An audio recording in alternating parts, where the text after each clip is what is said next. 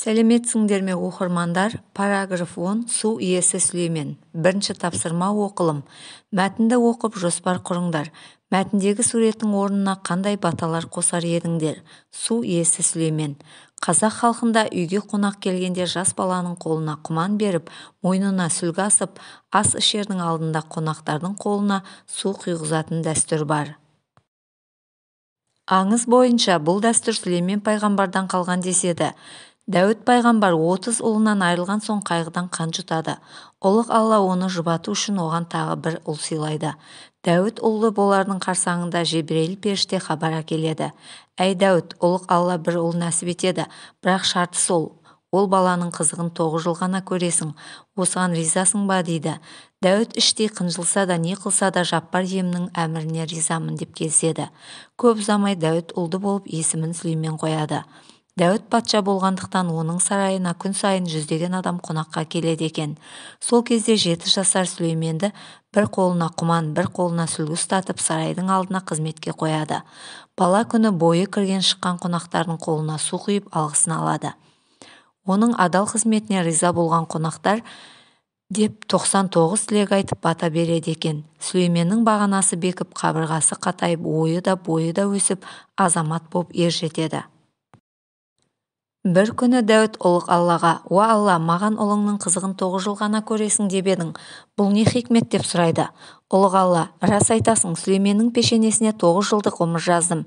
Бірақ зерек ұлдың қонаққа қызмет етуден шаршамады. Ақсақалдардың батасын алуға құмар болды. Күн сайын адамдар оған шын жүректен алғыс жаудырып батасын берді. Көптің алғысымен оның ғұмыр жасы ұзарды. Менің бір есімім халық. Халықтың тілегін қабыл етпеу ұлықтығыма сын болар еді. Бүгіннен бастап Сүлейменге 99 түрлі қасиет берем. Жердегі бүкіл тау-тас, аң-құс 18 мың ғаламға патша қыламын» деді. Содан бастап Сүлейменге дарымаған керемет қалмапты.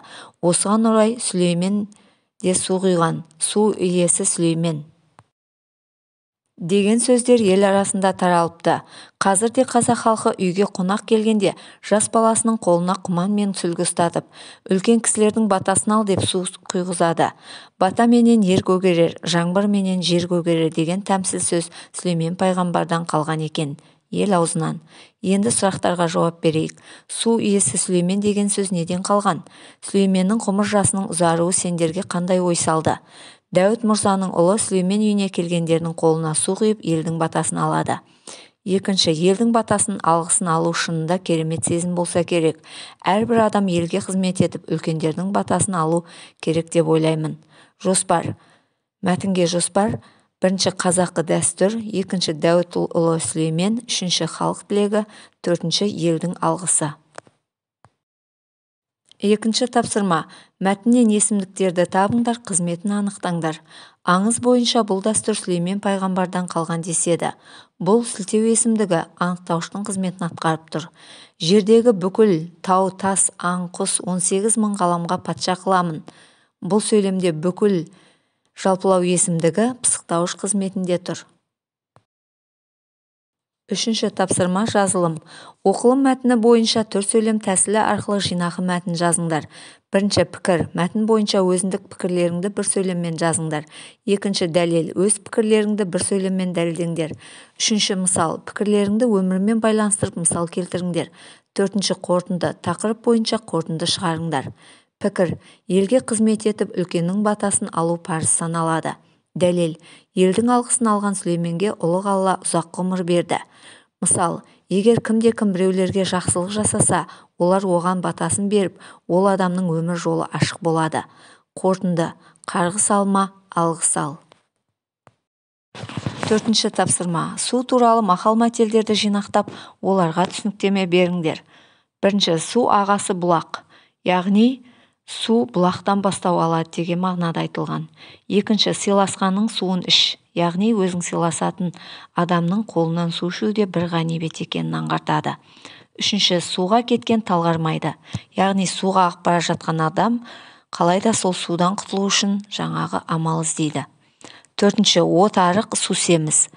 Бұл дегеніміз оттың арық деу себебі жанып тұрған отты су өшіреді. Сондықтан су оттан басым болып тұр. Сондықтан су семіз деп айтылады. Бесінші тапсырма. Екі тапсырманың бірін орындаңдар. Бірінші, Қазақстанда ауыз су мәселесі шешілген деген тақырыпта келісу-келіспеу себептеріңді көрсетіп эссе жазыңдар. Екінші, инсерт әдісімен тіршілік көзі су туралы алған білімдеріңді қорытындылаңдар. Эссе. Қазақстанда ауыз су мәселесі шешілген деген оймен келіспеймін. Бұл мәселе әлі күнге дейін шешім таппай отыр. Су тапшылығы тек біздің елде ғана емес, дүние жүзінде байқалады. Ауыз судың тапшылығын ескерсек, әрбір азамат күнделікті тұщы суды үнемділікпен қолданып отыруы қажет. Кейде тұщы суды бақша ағаштарын немесе гүл бақтарын суаруға қолданып жатады. Бұл дұрыс емес. Судың да сұрауы бар деп дана халқымыз айтып кеткендей, суды босқа шашып төкпейік достар.